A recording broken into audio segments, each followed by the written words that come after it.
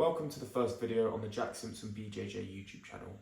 I'm Jack and I'm a 4-stripe white belt in Brazilian Jiu Jitsu, and on this channel we're going to be documenting my journey from where I am now as a white belt all the way up to black belt.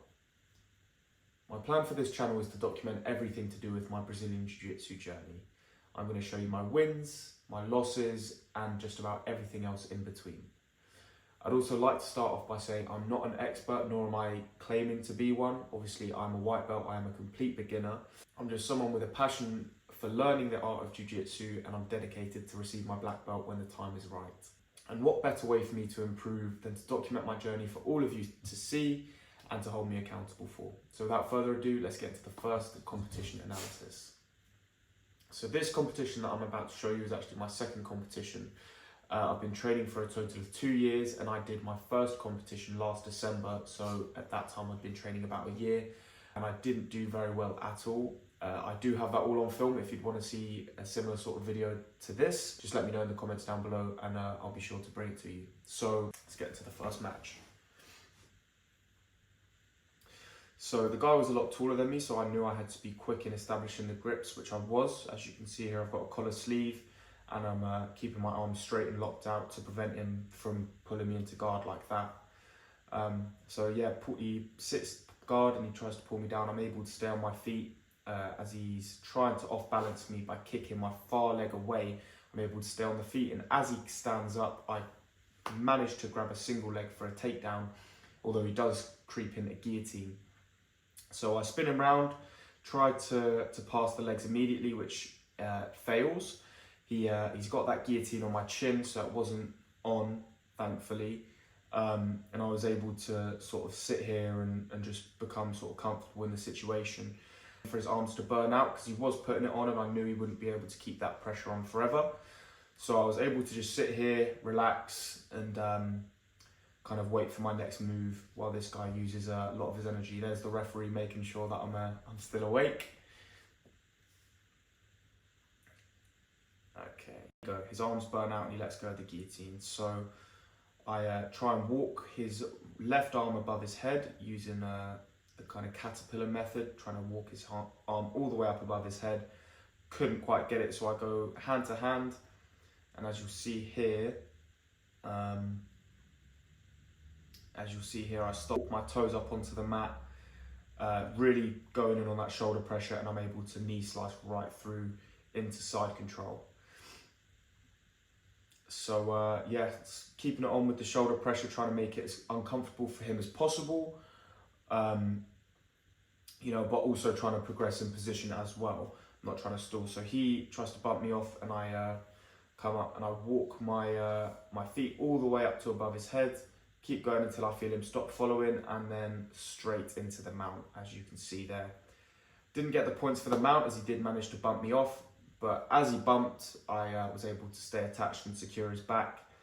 That's when I flatten him out, and I go hand to hand just behind his neck with my forearm on his chin, so it's making it uncomfortable for him. And then I go in for the hand on the bicep. And as he rolls, he's trying to turn into the choke. He can't do it, and there is the tap. So that's the first win of the tournament by rear naked choke. So we had a 5 to 10 minute break in between the matches. And then we got straight into the second one, and here's that. So again, a guy much taller than me, very aggressive off the jump, which, you know, nothing we can't deal with. Yeah, here, just go for the trip and land that immediately, land in his full guard. I'm quite comfortable here. He wasn't really posing much of a threat with any sort of sweeps or submissions or anything, so I was comfortable staying in his guard here. Established a grip on his gi in the central line. Didn't want him to sort of push my arm either way to open up an arm bar or a triangle for him. So I made sure I stayed strong with that grip in the center of his chest there. And again, he's just very aggressive with the grip breaking. So, you know, I'm not trying to waste too much energy, so I'm kind of just chilling here at the moment.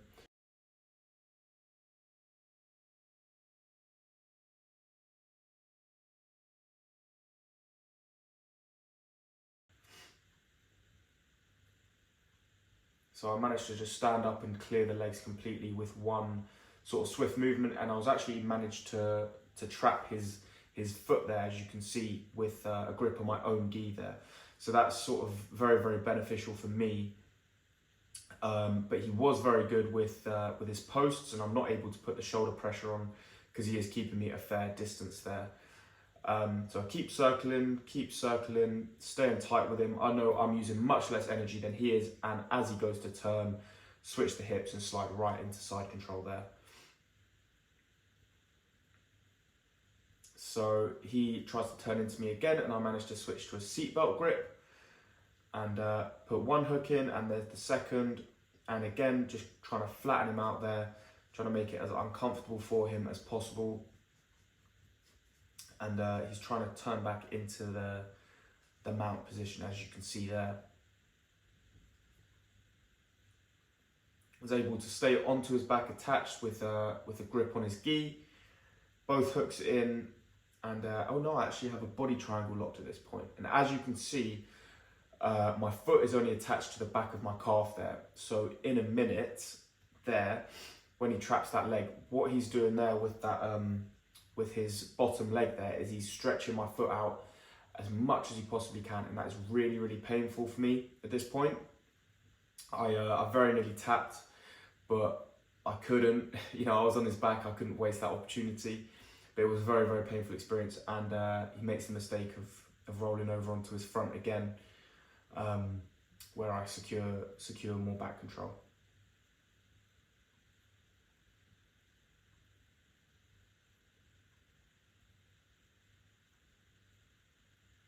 And back into the mount again. And the ref breaks us to reposition us into the center of the mat.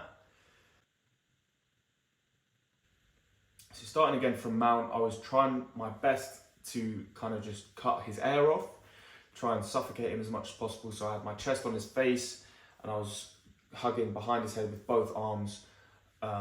Looking back now, I should have had another base out to the side, just to, if he did bump me, I was able to sort of post out and prevent that from happening.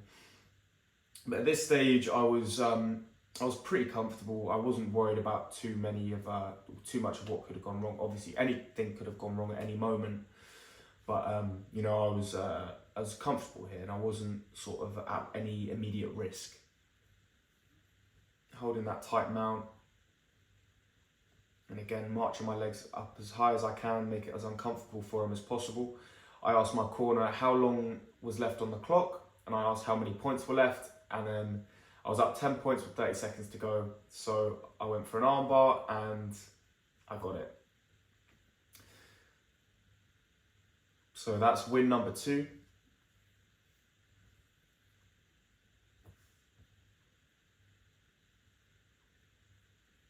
So straight into number 3 here. Had about a 40-minute break in between these matches, so I was coming out fresh, and I apologise for the camera angle. It will fix itself in a minute. So again, comes out. He's fairly aggressive with it, with the grips.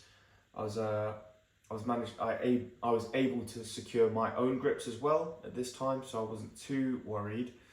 And then in a second, you'll see, get a nice little trip there. Get double unders on the legs, and I was able to just pass straight around those legs into side control. And again, side control is one of my favourite positions. I'm very comfortable in there, so I don't mind being in that position. I'm happy to just sort of stall, cook the guy, sort of let him try and escape and use a lot of energy. So he's obviously preventing me from getting to the mount position with his left leg there. So again, hard shoulder pressure into his chin. Can't be comfortable for him. So at this stage, which you can't see on the camera, is I'm hand to hand, and I'm using my head to push his arm all the way across his face and try and set up, as you can see there, the arm triangle choke. And I rush, and I go all the way straight over, and he nearly escapes. So I go back into the mount, as you can see, and secure that position. So right here, I'm hugging my arms behind his head, you know, chest to face, and it's really uncomfortable for him, and I get the tap as for the 3rd win. So into the 4th, again, this was sort of a 5 to 10 minute break in between these match number 3 and number 4. So again, I was just a little bit tired going into this one, but you know, it is what it is. The guy came out with a lot of aggression, so I had to match that. I couldn't just sort of sit back and let him just do that to me, so I had to match his aggression. When he did manage to get me in a sweep and wasted no time in trying to pass the guard, I was able to get the one leg De La Riva in with the grip on the back of the leg, go for the deep De La Riva all the way through, grab my right hook on the leg, control both the sleeves and tip him to the side, which was a nice sweep that I did with Faris there, my coach. And he was able to lock him up into my full guard. So not the best position for me, but also not the worst. I was able to kind of sit here and relax for a bit. As obviously the guy's very fresh coming out, a lot of energy. So I'm holding him here. You know, I'm in no. So you thought. So quick time, go for the Kimura. Was holding the left arm, went over for the Kimura and all the way back up, behind his back towards his head, and I get the tap. So that's the end of the group stages. As you can see, I won 4 out of 4 matches by submission, which I was very happy with. And then had about a 20-minute break and then straight into the semi-final, which you will see here. So I'd actually watched this guy throughout the competition. I'd seen he was very good and very fast. So I was, you just don't let that get in your head though, obviously. You know, it's a fair fight. There's no advantages or disadvantages. Everyone's the same level. Everyone's got different styles. So, you know, there's nothing you can do apart from give it your all. So he was able to, I missed how he got that there, but he was able to sort of stuff one of my legs in between his. Was able to manage to recover to the full guard. Again, one of those positions where neither of us are in any immediate danger, so there's no sort of urgency. Get out of that position or move to another position, for me anyway. He's continues to try to pass, and I'm not going to lie to you, this is a very boring match, so I will cut a lot of this out.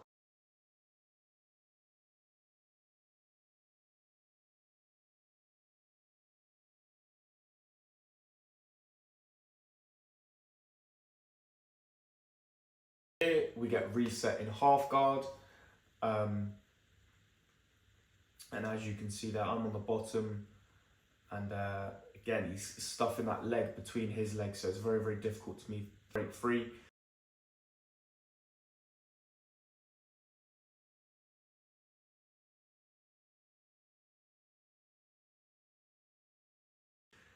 Could have got the back there, it was a bit sloppy. Hail Mary armbar attempt that was actually fairly close looking back at it.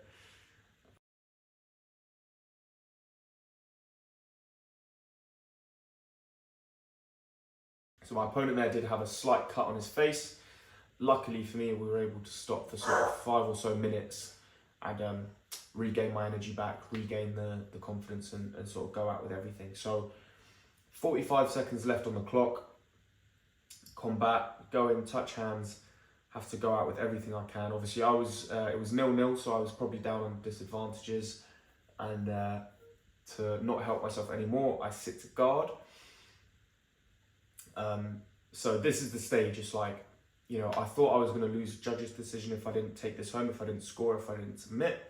So I'm throwing up everything. I'm trying to sort of manipulate him in any sort of way I can see possible. And here, in a second, I was fortunate enough to be able to scissor sweep him in the very last 10 seconds of the fight. And there you go, 2 for the sweep, 4 for the mount. And just held him there, held on for dear life, and match is over through to the finals. So again, these were all really tough fights, but we got it done. We went in there, we gave everything we could, and that was essentially my downfall for the 6th and final fight. So going into the 6th, I was absolutely exhausted. We didn't have much break in between those matches, so as you can see here, stepping on touch hands. And what's frustrating for me was this guy seemed very fresh, and I know he had a decent break in between his semi-final and my semi-final, and then this match, when I pretty much came straight from the mat, sort of 5 minutes, had some water, and then straight back in the fight. Obviously, note, I'm not making any excuses. He beat me fair and square, but it was very disheartening for me as I was so exhausted, and then seeing this guy come out and you'll see in the video move side to side as he's literally like it's his first fight. A lot of intensity, a lot of energy, and it kind of goes like this for a long while.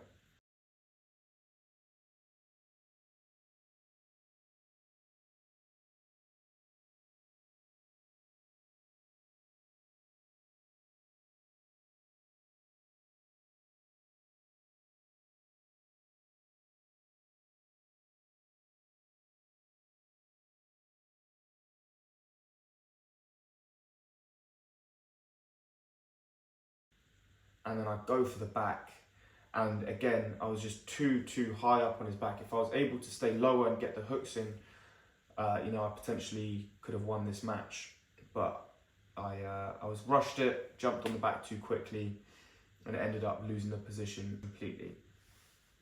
So again, he's holding both of my legs, trying to pass around.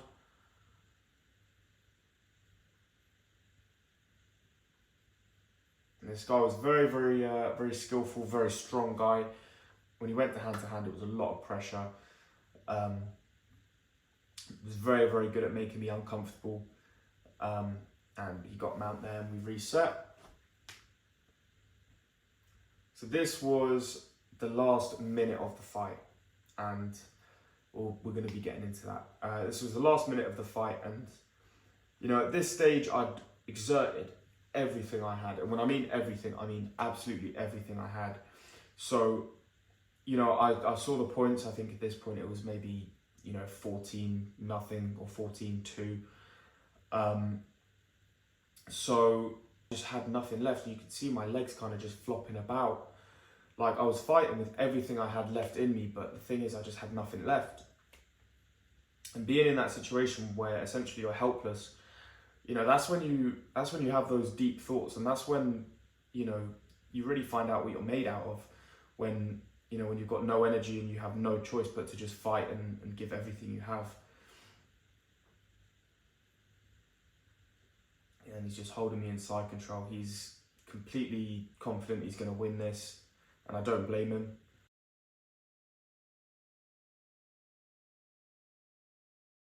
Some Hail Mary armbar attempts, didn't work.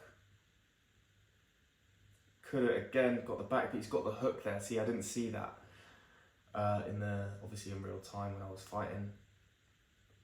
So stand up here to try to pass and just collapse. Like that just shows how much energy I had left. I literally just collapsed in the middle of a fight. Gets the cross collar on here. He had it on. I saw there was a few seconds left, and I just I rode it out to the end. So obviously that was my experience at Grappling Industries in London. Managed to take this home, which I'm very chuffed with. It's a beautiful medal, and I'm very happy with the result. What I would take away from this whole experience, I need to condition myself a lot more. There is, you know, there's guys that are going to be running every morning, you know, a few miles to you know, prepare for these things, and I took the camp seriously. I trained maybe 6 hours a week. I did maybe 1 or 2 runs a week. Kind of laid off the weights and the actual, you know, the strength part of it. So these are all great things that I know that I need to take into my next competition. And my next competition is March 4th, the Brighton Open. I'm very excited to compete in. So that will be the first vlog. I'll record the whole day. It'll be a great video. So make sure you don't want to miss that. Hit the subscribe button, and we'll see you for the next one. Peace.